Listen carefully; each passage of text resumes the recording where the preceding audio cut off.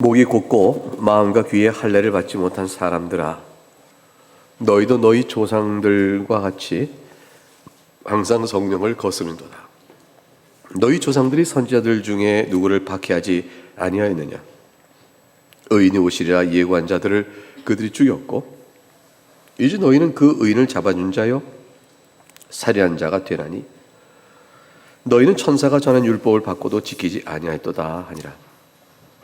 그들이 이 말을 듣고 마음에 찔려 그를 향하여 이를 갈거늘 스데반이 성령 충만하여 하늘을 우러러 주목하여 하나님의 영광과 및 예수께서 하나님 우편에 서신 것을 보고 말하되 보라, 하늘이 열리고 인자가 하나님 우편에 서신 것을 보노라 한데, 그들이 큰 소리를 지르며 귀를 막고 일제히 그에게 달려들어 성 밖으로 내치고 돌로 칠세.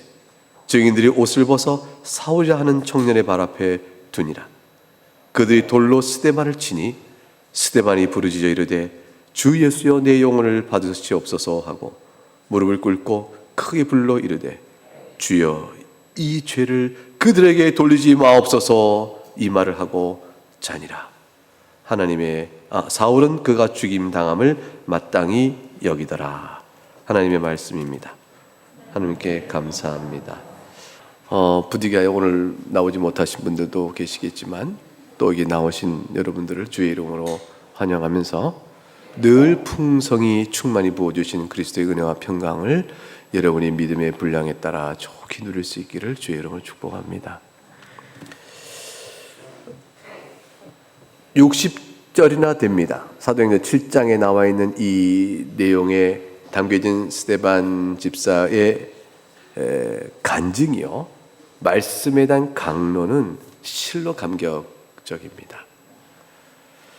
초대 교회, 막 시작된 교회 안에서 확실히 그 교회가 교회로 설 수 있었던 그 가장 큰 힘이 무엇일까?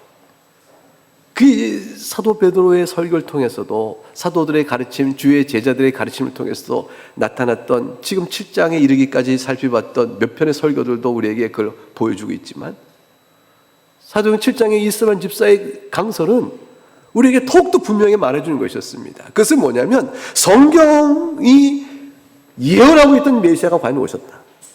너희는 과연 성경을 아느냐? 이 예수가, 너희가 죽인 이 예수가 바로 하나님께서 말씀하신 그 메시아이다 라는 이 고백을 너무나도 분명히 갖고 있었습니다.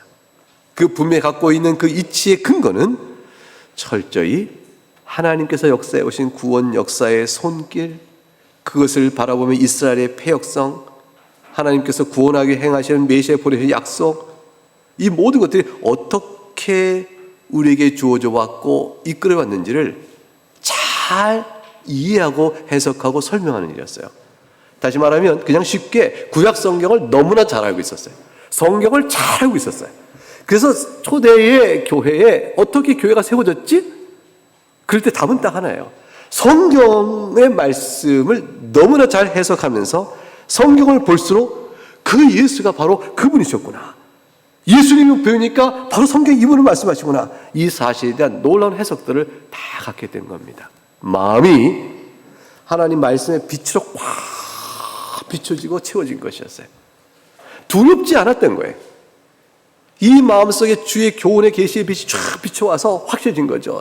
그리고 승천하신 예수님, 더 이상 지금 우리 가운데 계시지 않아요. 그리고 기억 속에 남았던 예수님을 붙잡으려 하지만 아는 자들은 점점 줄어들 수 있고 모르는 자들이 많아지게 된 거죠. 40일 동안 부활하셔 하나님 나라를 가르쳐서 배웠던 제자들 수가 그렇지 않은 자보다 훨씬 더 많아지는 거죠. 그러니까 사람들은 당신 예수 봤어? 아니 나 못 봤어. 당신 부활한 예수 봤어? 아니 못 봤지. 승천한 예수 봤어? 못 봤어. 그런데 다 믿어지는 거예요. 어떻게 믿어져요? 말씀에 대해 해석해야죠. 이 말씀을 풀어 설교해 갑니다. 여러분, 오늘도 똑같은 것이에요. 오늘도 그 교회가 강하고 성숙한 분명하게 서 있느냐, 믿음 뿌리에 서 있느냐, 이것은 말씀의 강서에 대한 이해인데, 자, 과연 우리는 스데반 집사가 어떻게 자기를 무고하게 중상하며 또 고소해오는 저들 앞에서 어떻게 성경을 풀어 자기를 디펜스하느냐, 자기를 어떻게 변호하는가를 보세요. 1절에 가니까 대상이 이렇게 물어봅니다. 이르되 이것이 사실이냐 물었어요. 사실이냐? 다시 말하면 6장 11절 이하 이렇게 나왔죠. 사람들을 매수하여 말하게 했습니다. 6장 11절. 이 사람이 모세와 하나님을 모독하는 말을 하는 걸 우리가 들었다. 이렇게 말하게 합니다. 백성과 장로와 서기관을 충동시켜 와서 잡아가지고 공회에 이르러서 거짓 증인을 세웁니다. 그리고 똑같은 말 하죠. 이 사람이 이 거룩한 곳 즉 성전과 율법을 거슬러 말하기를 맞이하려는구나. 이가 말하기를 나사렛 예수가 이곳을 헐고 예수님 성전을 헌다는 말을 언제 하셨어요? 또 모세가 우리에게 전하여 준 규례를 고치겠다는 걸 우리가 들었노라 하거늘. 예수님이 하신 말씀은 참된 성전인 자신의 몸의 부활을 얘기하신 것이었어요. 요점은 이것입니다. 모세와 하나님을 모독하고 모세를 통해서 우리에게 준받은 율법과 하나님께서 계시는 성전을 모독하였다. 그것이 제목이었어요. 거짓 제목입니다. 이제 이것을 통하여 스데반은 자신을 변호합니다. 근데 변호의 내용이 아니요, 나 그런 말 안 했어요. 내가 언제 했다고 그래요? 자, 말해봐요. 목격자 데려오세요. 대리신문합시다. 이렇게 말하지 않습니다. 특이한 변호법이에요. 누가 말했죠? 그 사람은 내가 언제 말했다고 말했어요. 장소와 시간을 특정해 보세요. 내가 알리바이겠는데 또 그때 다른 사람들 다 모아보십시오. 더 많은 증인들이 말할 것입니다. 내가 그런 말 하지 않았던 증인들을. 이렇게 다투지 않아요. 스데반의 일은 자신을 정죄하고 고소하는 저들이 하나님 앞에 어떻게 서 있는가를 뚜렷이 보여줍니다. 그리고 자신이 하나님 앞에서 그 하나님 앞에 어떻게 서 있는가를 보여줍니다. 그 중심은 예수였습니다. 너희들이 예수 앞에 어떻게 서 있느냐? 내가 예수 앞에 어떻게 서 있느냐? 그것을 드러내므로 저들의 거짓 증언이 과연 거짓임을 그냥 드러내는 걸로 나타납니다. 다시 말하면 스데반은 특정 시점을 특정 시간과 공간을 특정한 증인들을 불러 모아 싸움하는 것이 아니고 이거 세상 법정에서 다툴 때 하는 일이잖아요. 누가 옳으냐? 그거 아니고 스데반은 설교를 했어요. 복음을 증언함으로 인해서 저들의 악함을 드러내어 자신을 무고히 정죄하는 저들의 영적 성격을 짚어버린 것입니다. 이것이 7장의 해석입니다. 2절을 보면 이렇게 됩니다. 2절부터 5절을 볼까요? 스데반이 말을 이렇게 꺼내기 시작합니다. 여러 부형들이 들으소서. 우리 주상 아브라함이 하란에 있기 전 메소포타미아에 있을 때 영광의 하나님이 그에게 보여 이르시되 너의 고향과 친척을 떠나 내가 너에게 보일 땅으로 가라 하시니. 사랑하는 여러분, 아브라함의 고향은 가나안 땅이 아닙니다. 아브라함에서 가나안 땅은 낯선 곳이에요. 그의 고향은 갈대아 우르 메소포타미아 지방에 있는 우상 숭배에 지극히 있는 이방의 땅이었어요. 그것이 아브라함의 본래 고향이었다고요. 그래서 아브라함은 자라면서 맨 주변에 볼 때 때가 되면 큰 성당의 우상을 섬기는 큰 그곳을 보고 자란 사람이에요. 하나님 빼어내는 것입니다. 여러분, 우리가 이 세상에서 어둠의 세력이요, 세상에 하나님을 모르는 이 나라에서 살면서 예수 믿는 사람 빼어줘온 것처럼 하나님이 아브라함을 불러내신 거죠. 그리고 가나안 땅을 가라 하셨어요. 낯선 땅입니다. 가나안 땅 하시고 이렇게 말씀하시죠. 4절에 아브라함이 갈대아 사람의 땅을 떠나 하란에 가다가 말아요. 하란에 멈춥니다. 주님은 기다려주세요. 그리고 다시 말씀하시죠. 가라. 거기 멈추면 안 되지. 가라. 내가 지시할 땅은 여기가 아니라 가나안 땅이라. 그의 아버지가 죽음에 하나님이 그를 거기서 지금 사는 이 땅에서부터 옮기셨느니라. 아브라함은 처음에 갈대아 우르에서 부름받아 올 때 씩씩하고 용감하게 하나님의 약속을 믿고 갑니다. 가자. 여호와께서 나타나서 우리에게 말씀하셨다. 가자. 이렇게 한 사람이 아니에요. 아버지와 따라서 고향을 떠나라니 가긴 가는데 하고 하나님 일단 멈췄습니다. 다시 일단 정착을 좀 해요. 근데 주님이 다시 가라 하셨어요. 근데 5절이 기가 막히잖아요. 5절을 같이 읽어볼까요? 시작. 그러나 여기서 발붙일 만한 땅도 유업으로 주지 아니하시고 다만 이 땅을 아직 자식도 없는 그와 그 후손에게 소유로 주신다고 약속하셨습니다. 약속뿐이야, 약속. 갔는데 발 붙일 만한 땅도 아브라함에게 내어주시지 않으시고, 하나님 이곳까지 왔는데, 근데 그나마 주겠다는 것도 너의 후손에게 주겠다 하셨어요. 아브라함은 못 받는 약속, 아브라함이 만질 수 없는 약속을 하나님은 아브라함에게 믿으라 말하면 거기까지 끌고 오신 것이고, 아브라함에게 소망을 가져고 끌고 오신 것이에요. 아브라함이 자기 때 만질 수도 없는 땅의 약속을 믿고 하나님을 의지하며 고향을 떠나 여기까지 와야 한다는 사실을 어떻게 감당해요? 어떻게? 스데반이 이 얘기를 왜 합니까? 하나님이 헛된 약속하셨다? 하나님의 약속은 눈에 보이지 않는 것이라? 아브라함이 하나님을 믿는 것이 도대체 뭐였냐는 거예요. 약속으로만 주신 것이었지만 아브라함은 그 약속을 보고 하나님을 믿었으니 본래 하나님을 믿는다는 신앙이 뭐냐는 거예요. 하나님 믿는 신앙이 뭐냐? 약속하신 바가 눈에 보이고 손에 들어오지 않아도 약속하신 일을 신뢰하며 그의 전능하심과 그의 지혜를 믿고 하나님이 주신 줄 알고 믿고 나가는 게 신앙이라는 것이에요. 그러므로 주 앞에 어떻게 서 있냐가 중요한 것이죠. 너희는 아브라함이 가졌던 믿음대로 주님 앞에 서 있느냐? 그걸 되묻고 있는 것입니다. 메소포타미아 있을 때 아브라함에게 하나님이 나타나셨으니 하나님이 너희가 말하듯 지금 이 성전에 갇혀 계신 것이냐? 하나님은 어디에나 계시다. 누구와 함께 계시죠? 어디에나 계시되 특별히 구원의 은총과 관련하여 그의 자녀들과 함께 계십니다. 우리들은 어디 있든지 하나님이 우리를 주의 자녀 삼으셨기 때문에 우리와 함께 계십니다. 우리가 땅 깊은 곳에 내려갈지라도 그곳에 우리와 함께 계시고요. 우리 저 바다 끝에 가더라도 하나님은 우리와 함께 계세요. 하나님은 절대 그리스도 안에서 주께 택하신 백성 놓치지 않으세요. 아브라함이 메소포타미아에 있을 때 우상의 나라에 있었지만 그러나 하나님은 그곳에도 그와 함께 계셨다. 그럼 말아보는 겁니다. 지금 너희가 성전을 얘기하지만 하나님이 너희와 함께 계시냐? 되묻는 겁니다. 약속하신 땅에서 아브라함은 정착민이 아니고 그저 나그네 신세였습니다. 나그네 신세였지만 하나님은 그와 함께 계셨습니다. 그런 사실들을 믿을 수 있도록 약속의 말씀을 믿을 수 있도록 하나님께서 표징을 하나 주세요. 멀리 떠나는 이가 나를 잊지 마라 내가 다시 돌아온다 말하며 정표로 하나 딱 남겨주고 가듯이 분명히 뭘 만지면서 맞아 이것이 있잖아 이걸 주셨으니까 분명한 거지 라고 알 수 있도록 표징을 주셨는데 그것이 바로 할례였습니다. 그래서 스데반은 이어 설명합니다. 6절과 8절 말씀 이렇게 설명하죠. 같이 읽어보겠습니다. 시작. 하나님이 또 이같이 말씀하시되 그 후손이 다른 땅에서 나그네가 되리니 그 땅 사람들이 종으로 삼아 400년 동안을 괴롭게 하리라 하시고 또 이르시되 종 삼는 나라를 내가 심판하리니 그 후에 그들이 나와서 이곳에서 나를 섬기리라 하시고 할례의 언약을 아브라함이 주었더니 그가 이삭을 낳아 여드름 안에 할례를 행하고 이삭이 야곱이 우리 12조상을 낳으니라. 그나마 약속을 주시는 이 땅을 갔는데 후손들에게 있어서 비로 성취되는데 그나마도 편안히 살다 보면 갖게 된다가 아니고 이방 땅에 가서 400년이나 종살이하다가 거기서 탈출해 나오는 이 험한 길이 있고 그걸 거쳐야 갖는다고 얘기하셨어요. 하나님께서 그 가운데 아브라함의 후손들이 믿음을 지켜가며 이 약속한 가나안 땅의 의미를 알까요? 이 가나안 땅을 믿고 나올 수 있을까요?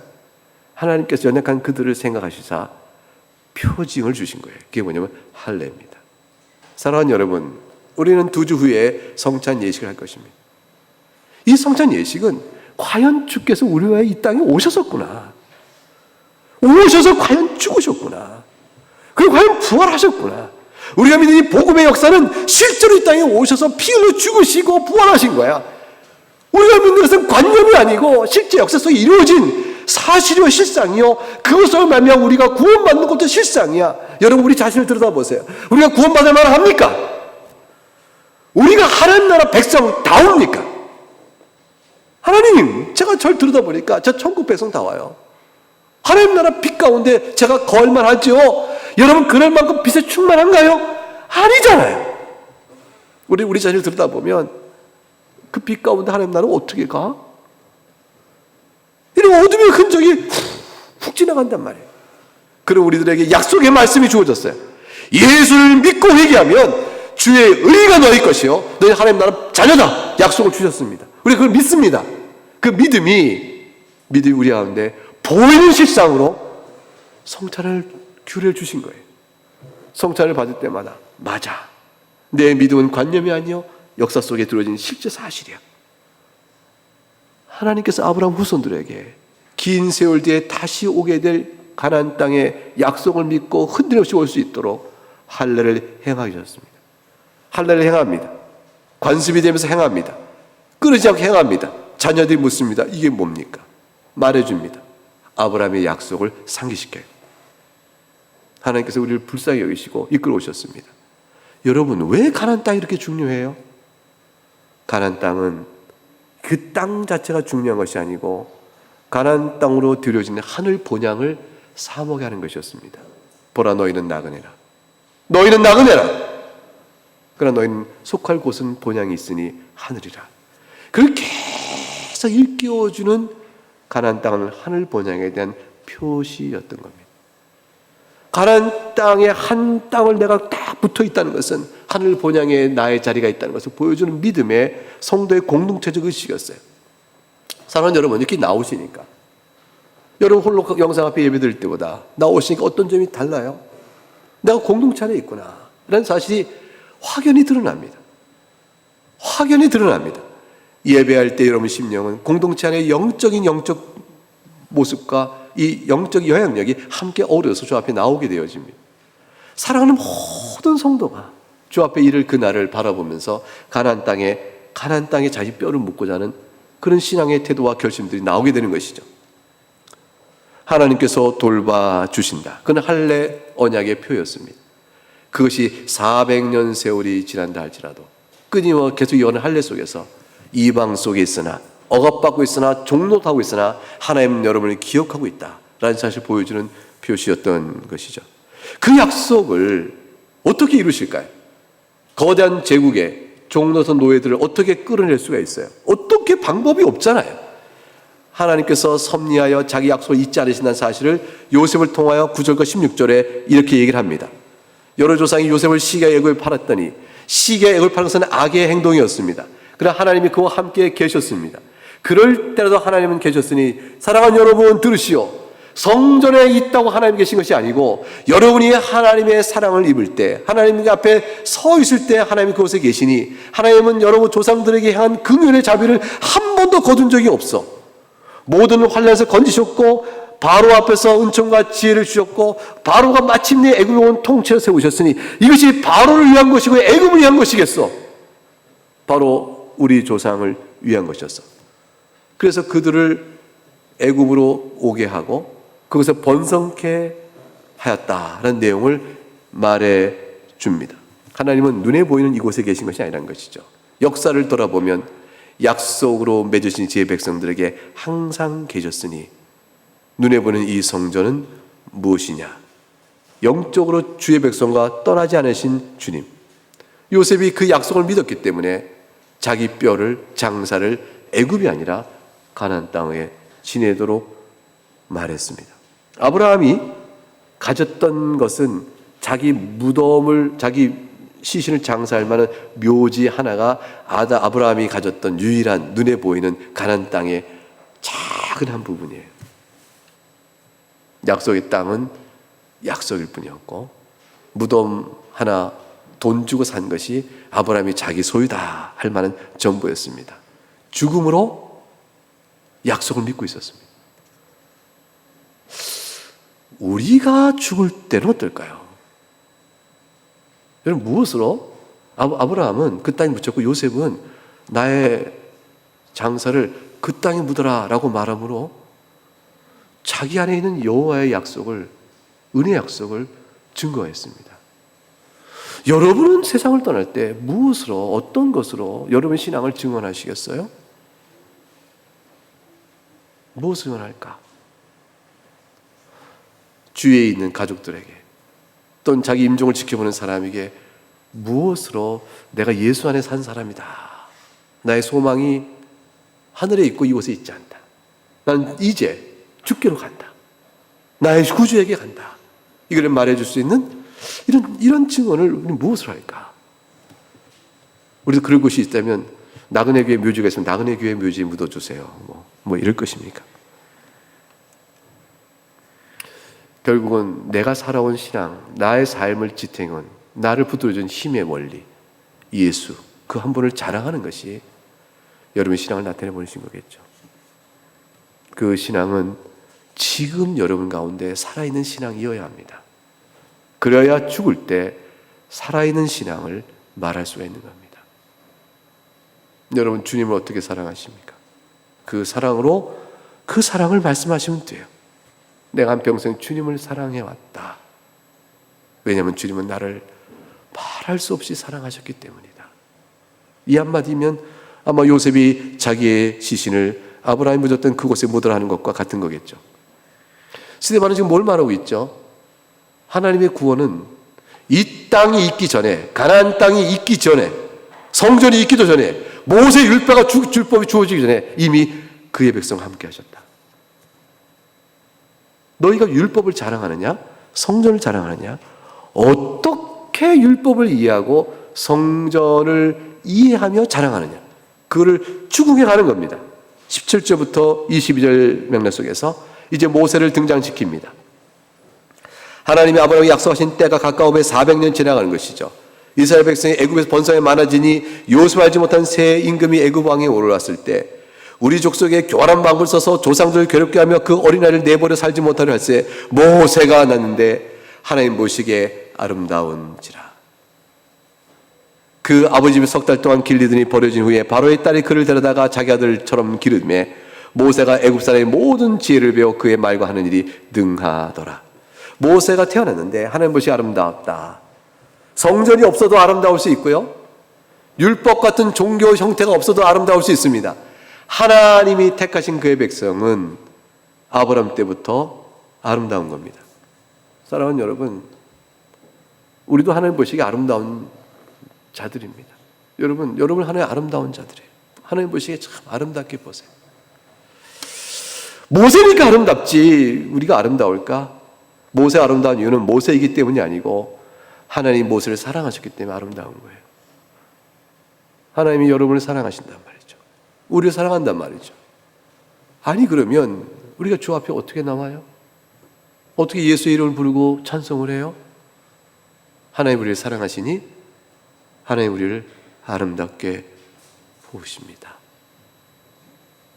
성전이 아니고 돌로 지은 성전이 아니고 너희가 좀 의식화시킨 율법의 종교 규칙이 너희를 하나님 보시기에 아름다운 자로 만드는 것이 아니라 하나님의 사랑이라. 하나님의 사랑이라. 이스라엘이 모세의 말을 안 듣습니다. 23절 29절에 모세가 혹시 저들을 구원하고자 하여 동족을 죽인 자를 쳐서 애굽 사람을 죽이는데 저들이 받지 않습니다. 그 모세가 이 말 때문에 29절에 28절에 네가 어제는 애굽 사람을 죽임에 우리를 또 죽이려 하느냐라고 말하자 모세가 29절에 이 말 때 도저히 미디안 땅에 가서 나그네가 되어버립니다. 거기서 아들 둘을 낳고 목자로 40년 세월을 보냅니다. 인생은 이제 끝난 것이죠. 모세에게 무슨 낙이 있고 무슨 희망을 기대해 볼 수 있겠습니까? 그러나 하나님은 세상이 볼 때는 망한 인생이요, 끝나는 인생이요, 소망 없는 인생입니다. 하나님의 역사는 그렇지 않았던 것이죠. 하나님께서는 모세와 보시기에 날때 아름다웠던 모세의 인생이 광야 목자 인생 40년 보냈던 한 번도 모세를 떠난 적이 없으신 거예요. 다만 주의 때에 그를 사용하기로 하신 것이죠. 이런 사실은 이스라엘 백성들에게는 자신들이 배척한 모세가 후에 다시 40년이라는 세월이 흘러서 자기들 구원에 올 자가 될 줄 누가 생각했겠어요? 아무 생각 못했죠. 그러나 하나님의 생각은 사람의 생각을 뛰어넘으니 이제 묻는 것은 누가 모세를 배척하는가에 있습니다. 이걸 묻는 겁니다. 그래서 30절 34절에 하나님께서 시내산에서 모세에게 나타나셨죠. 그리고 모세의 가시떨기 불꽃 가운데서 모세에게 나타나서 모세에게 말해봅니다. 내 조상 하나님 아브라함과 이삭과 야곱의 하나님이라 말씀하시고 모세가 무서워 감히 바라보지 못할 때 네가 서 있는 곳은 거룩한 땅이니 너희가 발에 신을 벗으라 라고 말씀하시고 모세에게 사명을 줍니다. 가서 애굽에서 괴로움받는 내가 확실히 보고 탄식한 소리를 듣고 그들을 구원하려 내려왔노니 이제 내가 너를 애굽으로 보내니라. 애굽으로 하나님께서는 모세를 부르시고 파송하십니다. 그리고 그들을 구원하러 보내셨습니다. 그렇다면 스데반은 얘기하는 거죠. 모세의 말을 들어야 되지 않겠느냐. 너희는 내가 모세의 말을 거슬렀다고 하는데 과연 너희가 거슬리느냐 내가 거슬리느냐, 그 논증을 해 나가기 시작합니다. 35절부터 36절입니다. 모세는 그들의 말이 누가 너를 관리와 재판으로 세우냐 하며 거절했던 그 모세를 하나님께서 이제 속량하는 자로서 보내셨으니 이 사람이 백성을 인도하여 나오게 하고 애국과 홍해와 광야 40년간 기사와 표적을 행하였느니라. 모세는 사명을 받고 너희들 앞에 구원하러 나왔을 뿐더러 그가 과연 그런 자임을 기사와 표적으로 분명히 보였으니 모세의 말을 들어야 마땅했다. 이 말은 묘하게 뭐하고 좀 같이 겹쳐나갈까요?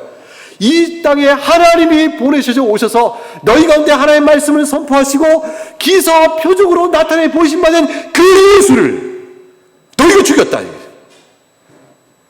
이제 그가 승천하여 그의 영을 보내심으로 오순절날에 놀라운 성령의 강림의 사건이 있음으로 인해서 사도들이 기사와 표적으로 너희 가운데 증언하며 주의 말씀을 예수가 바로 메시아임을 선포하였는데 너희가 그들을 박해하고 죽이려 하고 있다. 지금 너희가 나를 그렇게 대하고 있는 것이다. 이게 병행이 되고 있는 것이죠. 그런데 과연 너희 조상들이 모세의 말을 들었느냐? 듣지 않았던 것처럼 너희도 지금 예수의 말을 듣지 않았고 사도의 복음의 자랑을 듣지 않고 너희를 나를 지금 박해하는다. 이 뚜렷하게 영적인 세력의 대조를 전개하고 있습니다. 37절부터 41절에 가게 되면 너희가 모세의 말을 언제 지켰느냐 이렇게 선언합니다. 37절 볼까요? 37절부터 41절까지 한번 같이 읽어보겠습니다. 시작. 이스라엘 자손에 대하여 하나님이 너희 형제 가운데서 나와 같은 선지자를 세우러 하던 자가 곧 이 모세라. 시내 산에서 말하던 그 천사와 우리 조상들과 함께 광야 교회에 있었고 또 살아있는 말씀을 받아 우리에게 주던 자가 이 사람이라. 우리 조상들이 모세에게 복종하지 아니고자 하여 거절하며 그 마음이 도리어 애굽으로 향하여 아론노로 이르되 우리를 인도할 신들을 우리를 위하여 만들라. 애굽 땅에서 우리를 인도하던 이 모세는 어떻게 되었는지 알지 못하노라 하고 그때 그들이 송아지를 만들어 그 우상 앞에 제사하며 자기 손으로 만든 것을 기뻐하더니. 스데반은 모세를 향하여 저들이 어떻게 악을 행했고 모세를 통해 된 하나님의 말씀에 대하여 어떻게 불순종의 악을 행하는지를 이렇게 지금 단적으로 한 예를 들어 설명하고 있습니다. 출애굽을 경험한 홍해가 가려진 애굽의 그 소나기에서 벗어나서 홍해가 갈라진 이적의 체험을 하고 10가지 재앙을 체험하고 가나안 땅에 광야에 오는 동안도 불기둥 구름기둥 인도받은 저들이 가장 극단적 폐역상을 보입니다. 송아지를 만들어 놓고 금송아지 만들고 우상으로 섬기는 거예요. 여러분 이게 어떻게 가능할까요? 이게 어떻게 이게 인간이에요.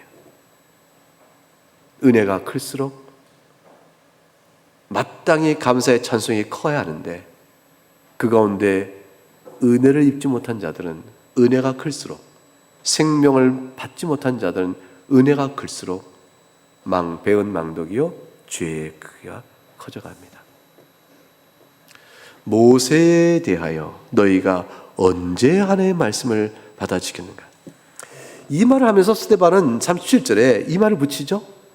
하나님이 너희 형제 가운데서 나와 같은 선지자를 세우자고 말하던 이가 바로 모세다. 이 말을 왜 붙였을까요? 나와 같은 선지자를 너희 가운데 세우려는 그 선지자가 바로 예수라는 것이죠. 그게 바로 예수라는 것이죠. 즉 구약 교회를 세워 모세를 통하여 이루었던 그 구원자는 바로 그림자요. 그 뒤에 오실 나와 같은 선지자로 말했던 참된 메시아 구원자가 있으니 그가 바로 오셨는데 그가 바로 예수다. 이 사실을 지금 스데반은 이 말을 인용하여 그대로 그들 앞에 짚고 있는 것입니다. 너희는 성전에 하나님을 예배하느냐, 하나님의 성전을 예배하느냐. 여러분, 이건 너무 위태로운 거예요. 잘 보세요. 하나님의 성전을 예배하면 하나님을 예배하는 것 같죠. 성전을 통하여 약속하신 바 되는 하나님을 예배하는 것과 하나님이 계시니 그 성전을 예배하면 하나님을 예배하는 거야 하는 것과는 전혀 다른 것입니다. 하나님의 성전을 예배한 자는 인간이 만든 성전과 인간이 만든 규례와 자신을 섬기는 자가 될 수 있고요. 성전에 하나님을 믿는 자는 하나님을 따라 무엇이 옳은가를 구별하여 하나님을 바르게 예배할 수가 있습니다. 사랑하는 여러분, 우린 모두 하나님을 예배하는 자가 되는 것이지 하나님의 이름으로 내세운 성전을 예배하는 자가 되면 안 되는 것입니다. 그건 종교적 규례요, 자기 의요, 자기가 만든 하나님을 섬기는 것이 될 수 있는 것이죠. 지금 스데반은 말하고 있는 것이에요. 너희가 성전에 하나님을 예배하느냐, 하나님의 성전을 예배하는 것이냐. 너희는 성전에 하나님이 계심으로 이 성전을 허물 것은 신성 못하여 하는데 과연 너희가 하나님을 믿을진데 너희가 과연 그 말이 어떤 말인가 스스로 너희를 정죄할 것이다 그랬어요. 성전에서 매매하고 성전에 안에 하나님이 있으니 그곳에서 하나님을 가두어 두고 모세의 율례를 거슬 행하는 너희가 하나님 편이라고 말하는 그 모든 일이 과연 옳으냐. 하나님께서 그러한 너희를 어떻게 대하셨느냐. 조상들 얘기죠. 42절에 하나님이 외면하사. 자, 42절부터 43절 하나님 무서운 심판의 선언이 나옵니다. 42절, 43절 두 절 같이 읽어봅니다. 시작. 하나님 외면하사 그들을 그 하늘의 군대 섬기는 일에 버려두셨으니 이는 선지자의 책에 기록된 바 이스라엘 집이여 너희가 광야에서 40년간 희생과 제물을 내게 드리니 있었느냐. 몰록의 장막과 신내판의 별들을 받들었으며 이것은 너희가 절하고자 하여 만든 형상이로다. 내가 너희를 바벨론 밖으로 옮기려 함과 같으니라. 아모스 5장 25절과 27절을 인용해서 스데반이 그대로 말을 하고 있습니다. 스데반은 성경을 외우고 있다는 것이죠. 그때 성경을 펴서 읽었겠습니까? 두루마리를 가져와라. 펴서 읽었겠습니까? 스데반이 설교하는 강서 가운데 아모스 5장 25, 27절 그냥 외워서 얘기합니다. 말씀이 그들의 앞에 심령에 가득 차 있었어요. 다만 한 가지 바꿉니다. 내가 너희를 바벨론 밖으로 옮기려 하는 것을 원래는 다메섹 밖으로 옮기리라 이렇게 되어 있어요. 근데 그땐 그때 상황이지만 똑같은 원리에 따라 바벨론 포로로 끌려갔다가 흘러나온 저들의 전체 구약 역사를 아모스 선지자가 이해했던 그때 부분을 넘어서 지경을 펼쳐보면 결국 남쪽 유다마저 다 망해버려 바벨론 포로 끌려갔던 그 역사를 이미 뒤에 두고 있기 때문에 같은 원리에 따라 너희가 하나님 앞에 받은 징계요 심판이 무엇인가를 드러내고자 바벨론 밖으로 너희를 옮기리라 하셨다 하고 말을 바꾸고 있는 것이죠. 무서운 거죠. 하나님께서 너희 조상들이 광야 때부터 폐역하여 우상을 섬겨온 너희들의 조상들의 때에 따라 하나도 영적 성격이 바뀌지 아니하였으므로 하나님께 결국에는 바벨론 밖으로 너희를 다 옮겨버렸으니 그것은 실컷 우상 숭배하라! 하나님이 내버리신 것이다. 그것이 42절이죠. 하나님이 외면하셨다. 그들을 그 하늘의 군대 섬긴 일에 내버려 두셨다. 사랑하는 교우 여러분, 하나님을 믿는다 빙자하지만 우상을 따라 섬겨가고 죄악을 따라 섬겨가며 실제 하나님의 은혜를 입어 주를 섬기는 일의 중심이 벗어난 자들은 교회 안에 있으나 나중에 망합니다. 그들은 하나님의 참신자가 아니기 때문이죠. 알곡이 아니요 좋은 물고기 아닌 것입니다. 가라지요 나쁜 물고기죠. 하나님 가려내신단 말이에요. 주님 다시 오실 날에 너희 가운데 믿음 있는 자를 보겠냐 하셨고 3분의 2 이상은 다 떠날 것처럼 커다란 배교 사건이 있다고 말씀하셨어요. 배교가 있습니다. 지금도 있었고 앞으로도 있을 것입니다. 과거는 있었죠. 배교는 계속 일어나요. 회개치 않는 자들, 은혜를 아는 듯 하였으나 자신의 죄악성이 정나에 드러날 때 돌이키지 않는 자들, 진리의 말씀을 거짓말 말하고 뛰쳐나가는 자들, 세상이 좋아서 살아가 나가는 자들이 있을 것인데 주님 재림 때 갖고 오면 엄청난 배교 사건이 전 지구상의 교회에 요동침이 일어날 것입니다. 강력하게 일어날 거예요. 이스라엘은요 역사 속에 배교가 깊이 들어가 있었어요. 여기 이스라엘 전체 역사 속에서 다윗 때, 솔로몬 때, 솔로몬 후기 때도 보세요. 솔로몬의 타락상이 얼마나 교회를 더럽혔는가를 보세요. 그런 일들이 우상숭배의 각종의 가난 족속을 섬기는 신들의 영적 성향이 혼합주의로 계속 역사 이루어옵니다. 하나님 그 가운데 택한 백성 남은 자들이 있어서 그들 주의 백성 말씀을 지켜오며 살아오는 구원의 손길을 겪고 버리지 않으셨지만, 왜냐하면 이스라엘 구약교회가 구원의 수단이었으니까 그 가운데 구약교회를 버리지 않고 남은 자들 택한 백성을 계속 구원해 오셨지만, 그러나 끝내 저들은 실컷 우상을 섬기라 내버리십니다. 하늘 군대 섬기려 내버려 주셨으니 오늘도 마찬가지예요. 사도 바울 로마서 1장 20절과 25절 이렇게 말했습니다. 하나님께 창세부터 그의 보이지 아니한 것들 곧 영원하신 능력과 신성이 그의 만드신 만물에 분명히 보여 알려졌나니 그러면 그들이 핑계하지 못할지니라. 하나님을 알되 하나님을 영원하기도 하지 아니하며 감사치도 아니하고 오히려 그 생각이 허망해지며 미련 마음이 어두워졌나니 스스로 지혜에 따라 어리석게 되어 썩어지지 않은 하나님의 영광을 썩어진 사람과 새와 짐승과 기어다니는 동물 모양 우상으로 바꾸었느니라. 그러므로 하나님께 그들의 마음이 정욕대로 더러움에 내버려두사 버려버리셨어요. 세상에 속한 많은 사람들이 그렇게 되어졌습니다.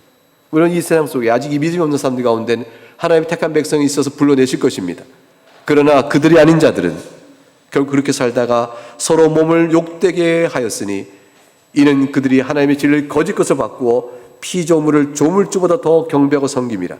주님 어떤 분이신가? 곧 영원히 찬송할 이시리라. 이것이 세상입니다. 하나님이 세상을 죄악 가운데 내버려 두셨어요. 세상에 절대 소망 없어요. 세상이 스스로 하나님 앞에 나오는 일이 없습니다.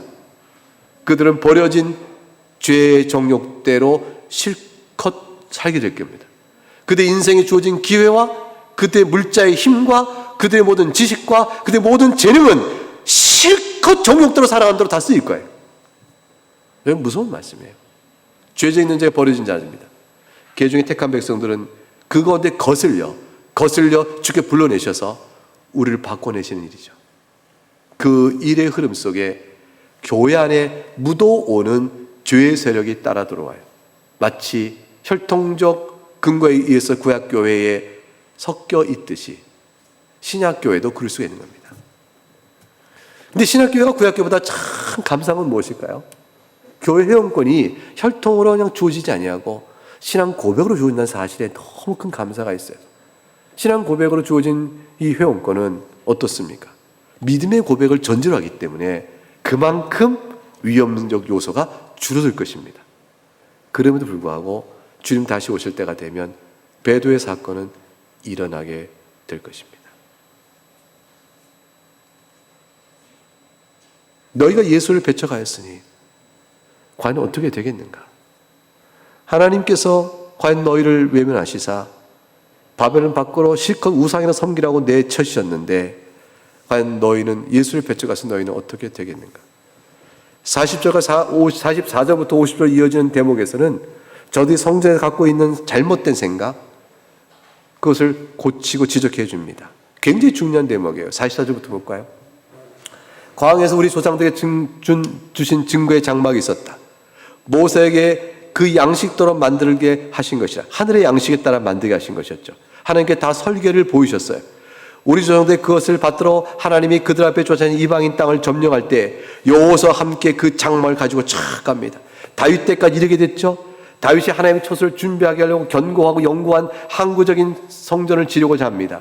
하나님께서 솔로몬에게 그것을 맡기셔서 솔로몬이 지으셨습니다. 그러나 48절, 49절, 50절까지 같이 읽어봅니다. 시작.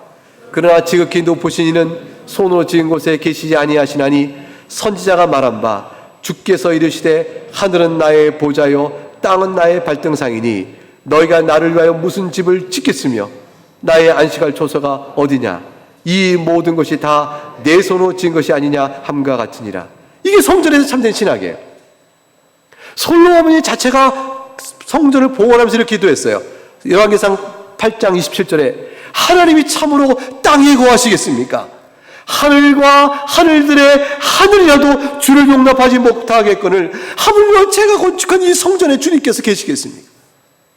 성전은 주께서 말씀으로 우리 가운데 계시는 것에 대한 상징의 표시인 거예요. 할례는 아브라함이 준 약속이 진실되는 사실을 보여주는 연약한 우리를 위한 가시적인 표징이었던 것처럼 성찬이 주께서 과연 이 땅에서 우리를 위해 죽으셨다 라는 피의 십자가의 복음을 우리가 보고 먹음으로 인해서 먹고 마심으로 알 수 있도록 해준 표징인 것처럼 성전 또한 하나님이 약속하신 바대로 이스라엘 백성과 함께 있겠다는 걸 보여주는 표징인 것이죠. 성전 자체는 아무것도 아닌 거예요. 솔로몬 자신이 말했어요. 사랑하는 여러분, 십자가 목걸이를 하고 십자가에 힘이 있습니까? 십자가 여러분 신앙을 설명하고 그 십자가 때문에 여러분의 마음속에 그리스도의 복음의 눈물과 감사가 있어서 그대로 살아가는 힘을 준다면, 기억을 상기해 주는 게 된다면 그럴 수 있을 것이에요. 내가 십자가를 자랑한다. 그 말이 눈에 보이는 십자가 형상을 자랑하는 게 아니잖아요. 우리가 예수님을 믿는다. 주문이 아니잖아요. 살아있는 복음의 능력 아닙니까? 결국은 지금 그걸 말하고 있는 겁니다. 너희는 성전을 붙들고 있는데 하나님 이곳에 갇혀 계시냐? 너희는 하나님을 어떻게 믿는가를 돌아보라. 성전 우상주의, 그거를 지금 질타하고 있는 것이죠. 너희는 성전에 계신 약속하신 하나님을 믿어야 할 텐데 너는 하나님을 빙자하여 이 성전을 섬기는구나. 스데반이 적용합니다. 51절 53절에 이 적용점입니다. 같이 읽어봅니다. 51절 53절 시작. 목이 곧고 마음과 귀에 할례를 받지 못한 사람들아, 너희도 너희 조상과 같이 항상 성령을 거스른도다. 너희 조상들이 선지자들 중에 누구를 박해하지 아니하였으며 의인이 오시랴 예고한 자들을 그들이 죽였고 이제 너희는 그 의인을 잡아준 자여 살인자가 되나니 너희는 천사가 전한 율법을 받고도 지키지 아니하였도다. 그러니 너희가 성전을 말한다고 하여 하나님이 너희와 함께 계신 것이냐? 너희는 목이 곧고 마음과 귀에 할례를 받지 못한 자들이다. 여러분, 우리에게는 주께서 너희는 실로 마음이 부드럽고 마음과 귀에 할례를 받아 주께서 교훈한 말씀을 달게 들으니 실로 하나님이 너희 가운데 기쁨이 있도다. 하나님의 기쁨. 이 말을 들으셔야 될 거예요. 이 말이 우리 가운데 있기를 바랍니다. 실로 우리 가운데 충만하길 바랍니다. 너희가 성령을 거스르다. 하나님께서 모세를 통해 이미 신명기 10장에서 할례는 유기하지만 정신 차려라. 유기 할례가 너희에게 중요한 것이 아니고 그 할례의 표징을 통해 너희 마음판의 할례를 받아야 하느니라. 마음판에 받는 할례라는 것은 유기에 받는 할례를 붙들지 말고 하나님을 바로 섬기라는 것이에요. 다시는 목을 곧게 하지 마라. 모세의 교훈을 잊은 너희여, 너희의 강팍한 심령 속에 육체의 정욕에 따라 진리의 말씀에 귀를 닫아버린 자가 되지 말라. 구약 성경 전체에 목이 곧은 자라는 이 표현이 몇 번씩 나오는지 몰라요. 어떤 한 20 정도 나온다네. 곳곳에 나옵니다. 이스라엘 영적 정체성을 말할 때마다 나옵니다. 근원적인 할례는 무의미한 것이죠. 근원적인 성전이 무의미한 것입니다. 스데반은 지금 그 얘기를 합니다. 너희가 할례가 유익하냐? 너희가 마음판에 할례를 받았느냐? 너에게 성전이 무슨 의미가 있는 것이냐? 너희가 의인을 잡아 죽였으니 모세의 율법에 따라 볼 때 너희가 모세의 율법이 너희를 정죄하노라. 의인을 잡아 죽였으니 모세의 율법이 의인을 잡아 죽이라고 말하는가? 너희가 의인을 잡아 죽였으니 모세의 율법이 너희를 도리어 정죄하거늘 누가 모세의 율법을 거슬렸는가? 성경을 봐라. 얼마나 많이 메시아 오심을 얘기하고 있는가? 의인이 오실 것을 얘기하였는가? 이사야 9장 6절과 7절에 보게 되면 하나님께서 한 아이가 우리에게 낳고 한 아들을 우리에게 주신 바 되었는데, 그 말씀을 이어지는 가운데 주신 받은 예언의 말씀. 스가랴 9장 9절에 시온아 딸들아 크게 기뻐할지라, 예루살렘 딸들아 즐거이 부를지어다. 네 왕이 내게 임하시니 그는 겸손하시어 나귀를 타시나니 나귀의 작은 것 곧 나귀의 새끼니라. 말라기 3장 1절에 만군의 여호와가 이르노라, 내가 나의 사자를 보내리니 그가 내 앞에서 길을 준비할 것이요 너희가 구하는 바 주가 갑자기 그의 성전에 임하시니 너희가 사모하는 바 곧 언약의 사자 그리스도가 오실 거라고 말씀하지 않았는가? 너희는 이 오실 메시아를 기다리고 있었느냐? 기다리고 있었다면 어찌 예수가 바로 그분인 줄을 알지 못하는가?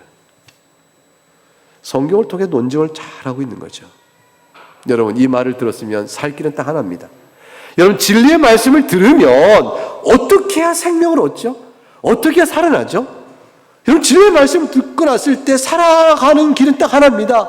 주여, 내가 마음을 찢고 회개하노니 진리의 말씀을 내게 들리시니 들려준 진리의 말씀으로 주 앞에 감사하며 내가 회개하나이다. 회개하며 사는 거예요. 회개하며 사는 겁니다. 나는 주의 말씀을, 여러분 무엇으로 귀를 닫고 있습니까? 여러분, 주의 말씀이 도저히 마음에 안 들어올 때는 왜 안 들어와요? 여러분, 예배 때 설교가 마음에 안 듣고 그냥 빈검으로 돌아갈 때는 왜 그래요? 왜 말씀이 마음판에 떨어져 열매 맺지 못할까요? 분명 한 가지 이유가 있습니다. 애초에 듣고자 하는 마음이 없습니다. 마음과 귀에 할례를 받지 않은 거예요.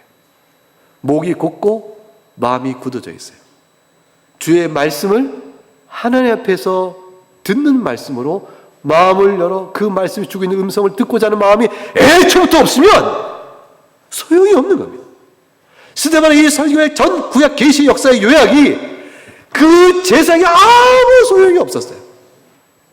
돌밭에 던져진 씨앗불 같아서. 저들의 반응은 마음에 찔려, 이 말은 회개에 찔림이 아닙니다. 마음에 분이 다 찔린 거예요. 그래서 그를 향하여 이를 갈았다. 마태복음 8장 11절 12절에 가게 되면 이 말씀이 나와요. 예수님의 말씀입니다. 또 너에게 이르노니 동서로부터 많은 사람이 이르러 아브라함과 이삭과 야곱과 함께 천국에 앉으려니와 그 나라의 본자서든 바깥 어두운 데 쫓거나 거기서 울며 이를 갈게 되리라. 사랑하는 여러분, 왜 마지막 심판 때 악인들이 왜 회개치 않을까요? 왜 회개치 않을까요? 마음판에 말씀이 떨어져 뿌리를 내려 열매든 기회가 없기 때문에 그렇습니다. 그들은 그때조차도 귀와 마음에 할례받지 못한 자로 막아버리겠어요. 귀를 막아버립니다. 자기들 심판은 하나님의 진노에 대해서 이를 갈지만 귀를 막아버립니다. 이것이 회개하지 않는 자가 당할 마지막이죠. 이들에게 구원의 복음이 전해졌으나 소용이 없습니다. 그러나 그때 하나님께서는 스데반에게 말할 수 없는 은혜를 주십니다. 그 스데반이 받은 은혜는 55절, 56절 같이 읽어볼까요? 시작. 스데반이 성령 충만하여 하늘을 우러러 주목하여 하나님의 영광과 및 예수께서 하나님의 우편에 서신 것을 보고 말하되 보라, 하늘이 열리고 인자가 하나님 우편에 서신 것을 보노라 한데, 하나님께 너무 큰 은혜를 스데반에게 주셨어요. 스데반이 돌에 맞아 최초의 순교자가 되는 이 역사적인 순간을 다 하시는 주님께서 스데반의 영혼을 거두가실 직전에 주님께서 스데반에게 너무 큰 은혜를 육신 가운데 아직 있을 이 두려운 자리에서 은혜 주신 거예요. 어떻게 봤을까? 하늘을 우러봤는데 주님이 하나님 우편에 계시고 서 계신 걸 어떻게 봤을까? 어떻게 봤는지 몰라요. 눈으로 쫙 봤는지 그걸 다 이렇게 아무리 생각해도 어려워요. 그래서 스데반을 봤습니다. 아마 환상 중에 본 거죠.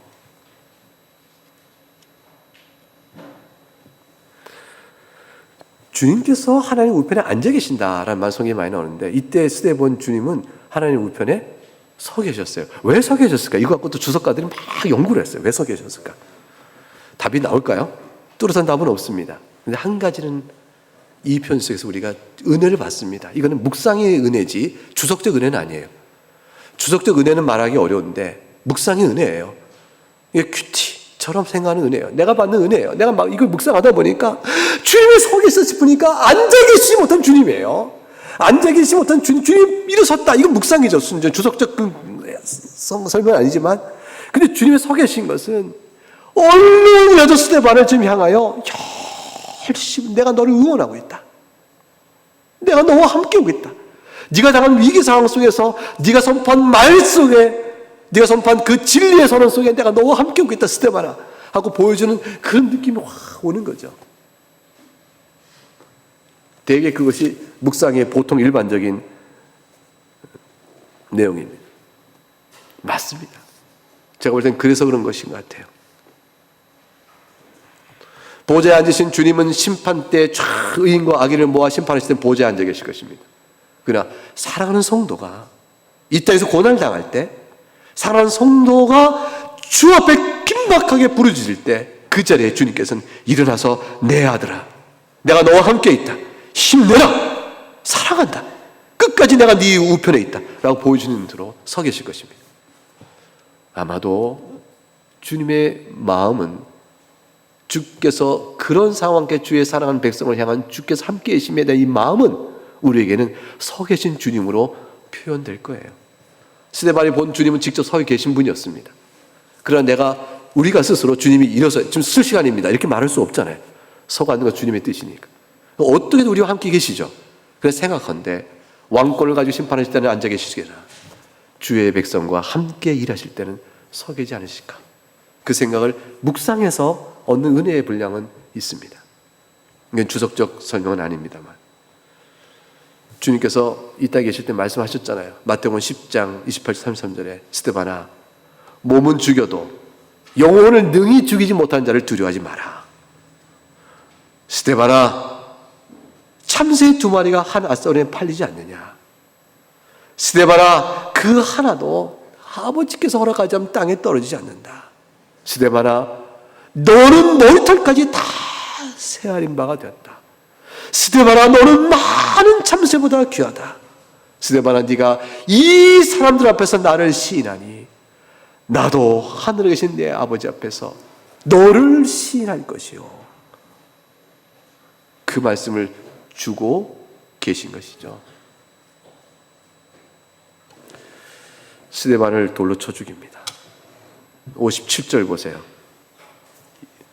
그들이 큰 소리를 지르며, 그 다음 어떻게 되어 있죠?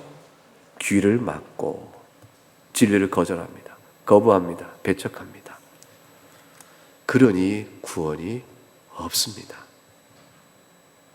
일제히 그에게 달려들어 성 밖으로 내치고 돌로 칠세, 증인들이 옷을 벗어 사울이라는 청년의 발 앞에 두니라. 옷조차도 성가셔요. 돌 던지는데 귀찮으니까 다 벗어버려 더 사울에게 맡겨둡니다. 그리고 얼마나 과격하게 돌을 쳤을까요? 더 칠수록 더 신앙이 좋은 사람 양 했겠지요. 요모 16장 2절과 3절에 가면 주님께서 이렇게 말씀하셨어요.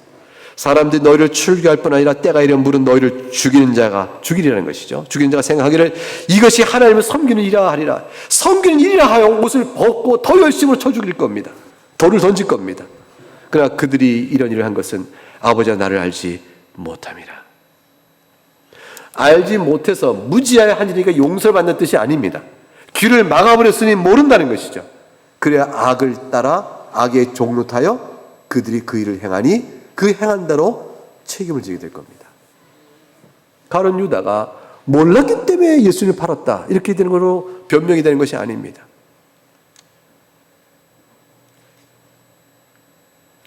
달려도 돌을 칠 때 저들은 하나님을 섬기는 예라고 열심을 낼지 모르지만 여러분 이 단어 표현 속에요.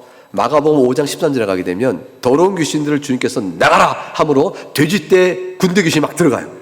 그 돼지들이 막 발악을 하면서 그 앞에 바다를 향한 비탈길을 넘어서 다 떨어져 바다에 떨어 죽는 장면이 나옵니다. 그때 비탈길로 내리 달려가 바다에 떨어져 몰사한다. 그 비탈길 내려 달려감이 바로 저들이 달려들어 돌을 칠 때와 똑같은 단어예요. 러쉬, 뛰어들어가다. 헬라어 단어가 똑같습니다. 결국 죽음의 길로 의인된 스데반을 돌로 치려 앞장서 달려간 자들입니다. 여러분, 교회를 박해하고 직접적으로 박해하고 더욱더 과격하게 박해하는 자들이 세상 속엔 자신이 교회를 박해한 것이 옳다는 칭찬을 받는다고 나설지 모릅니다. 그런 자를 두려워하지 마십시오. 저들은 불모서 던져질 심판의 자리에 돼지떼가 죽을 줄 모르고 비탈길 달려가는 제 모습을 보시면 됩니다. 스데반의 마지막 말, 그런 자들을 보죠? 보고 이렇게 말합니다. 59절과 60절 같이 읽어보겠습니다. 그들이 돌로 스데반을 치니 스데반이 부르짖어 이르되 주 예수여 내 영혼을 받으시옵소서 하고 무릎을 꿇고 크게 불러 이르되 주여 이 죄를 그들에게 돌리지 마옵소서 이 말하고 자니라. 여러분 부르짖어 읽어봅시다. 주 예수여 내 영혼을 받으시옵소서. 이거 부르짖어 한번 읽어보세요. 어떻게 부르짖어요 여러분? 한번 힘껏 부르짖어 볼까요? 주 예수여 내 영혼을 받으시옵소서. 이게 외치는 거잖아요. 부르짖는 거잖아요. 한번 부르짖어 볼까요? 한번 어색하죠? 한번 해봐요. 여러분이 정말 그 상황인 것처럼 진짜 한번 해봐요. 시작. 주 예수여 내 영혼을 받으시옵소서. 잘하셨어요. 그럼 집에 가서 해보세요. 여러분 이 담대함에서 외치는 거죠. 확신이에요. 두려움을 떨쳐서 겁이나 공포에 부르짖음이 아니라 확신을 통해서 이제 외치는 겁니다. 부르짖는 겁니다. 스데반이 그리고 무릎 꿇고 말합니다. 주여 이 죄를 저들에게 돌리지 마옵소서. 압니다. 악한 영에 휘둘려 살아간 저들의 비참을 아는 스데반은 신앙의 확신과 구원 가운데 있는 자로서 그들 영혼을 향하여 불쌍히 여김이 있게 된 것입니다. 참 불쌍하죠. 여러분 곳곳에서 우상 숭배와 더러운 죄악에 끌려 영혼이 망하는 줄 보고 있는 사람들의 모습을 보게 되면 참 불쌍한 겁니다. 우리는 어떻게 불쌍히 여기는 자들이 되었습니까? 우리 어떻게 저들을 불쌍히 여기는 자가 되었어요? 하나님이 우리를 불쌍히 여기서 그런 거예요. 그래서 우리가 저들을 불쌍히 여길 수 있는 사람들이 된 것입니다. 스데반은 계시록 7장에 가게 되면 살아 있습니다. 계시록 7장 13절에 이 흰옷 입은 자들이 누구며 어디서 왔습니까? 14절에 큰 환난에서 나온 자들인데 어린 양의 피에 그 옷을 씻어 희게 된 자들입니다. 그들이 하나님 보좌 앞에 있고 그의 성전에서 밤낮 하나님을 섬김에 보좌에 앉으신 이가 그들 위에 장막을 치시리니 16절 저희가 다시 줄이지도 아니하며 목마르지도 아니하고 해나 뜨거운 기운에 상하지 아니할지니 이는 보좌의 가운데 계신 어린 양이 저희의 목자가 되사 생명수 샘으로 인도하시고 하나님께서 저희 눈에서 모든 눈물을 씻어주실 것임이라. 스데반은 하늘에 살아있고 눈물을 흘리지 않을 것입니다. 다 주께서 씻어주셨으니까요. 예수를 믿고 주를 섬기다가 사역의 자리에서건 아니면 일반 생활 속에 주 앞에 살다가 하나의 성도로 살다가 주 앞에 아무것도 한 거 없처럼 살지만 예수 믿는 믿음 갖고 예배 자리에 나오며 교회 회원으로 그저 소소하게 살다 간 사람이라 할지라도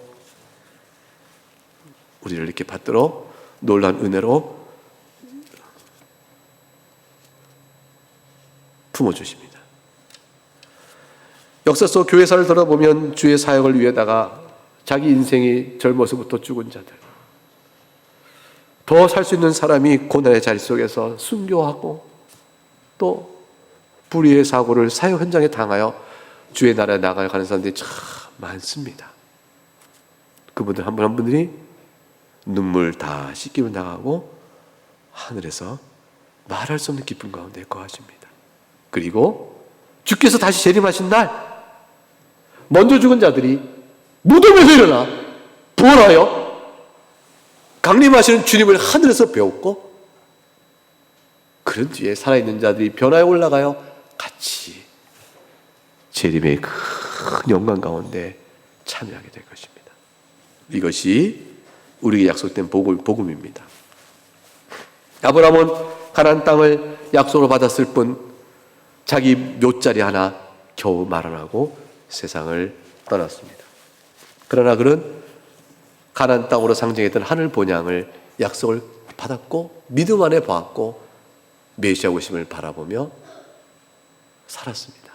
예수님이 아브라함이 나 때를 볼 것을 보고 기뻐했다 했습니다.